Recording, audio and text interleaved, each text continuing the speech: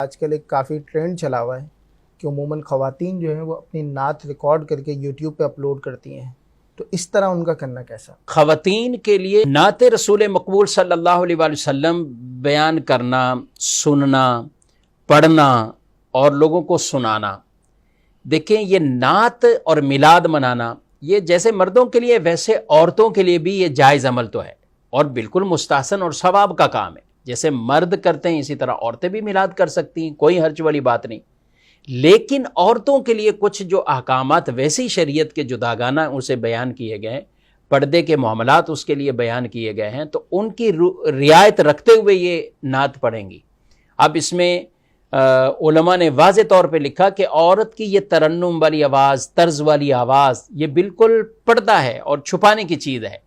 یہ ویسے ہی مردوں تک پہنچنا یہ جائز نہیں ہے، یہ گناہ کا کام ہے۔ چاہے وہ کمرے میں پڑھ رہی ہو، کوئی ایکو نہیں ہو، کوئی کیمرہ نہیں ہو، لیکن پھر بھی ان کی آواز ایسی نامحرموں تک پہنچ رہی ہے تو یہ جائز نہیں، یہ گناہ کا کام ہو جائے گا۔ اب اسی طرح اگر مائک کے اندر پڑھتی ہیں اور مائک کے ذریعے غیر محرموں تک ان کی آواز پہنچتی ہے تو یہ بھی حرام ہے، یہ بھی ناجائز ہے۔ تو یہ کام اس سے بھی بچنا ہے۔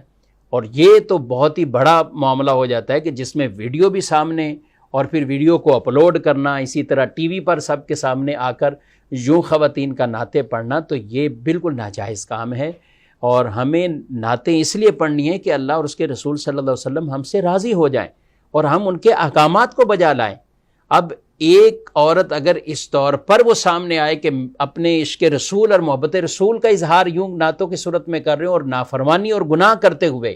علامان الحفیظ، تو لہذا ایسی تمام بہنوں سے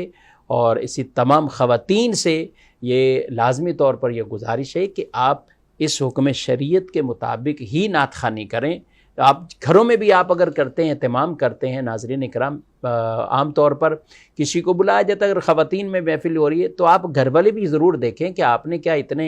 مائک کا تو انتظام نہیں کر رکھا، آپ نے اس پروگرام کو لائیو چلانے کا تو انتظام نہیں کر رکھا، تو یوں آپ بھی ایک طرح کے گناہ میں شریک ہو جائیں گے۔ تو لہذا جو اپنے گھروں میں بھی عورتوں کا اہتمام کرتے ہیں تو وہ اس انداز سے اور اس لمٹ کو کراس نہ کریں، یعنی عورت کی یہ آواز غیر محرم مردوں تک نہیں پہنچنی چاہیے، نہ ویڈیو اس طرح نعت کے سامنے آنی چاہیے، اس کا بالکل خیال رکھنا ہے۔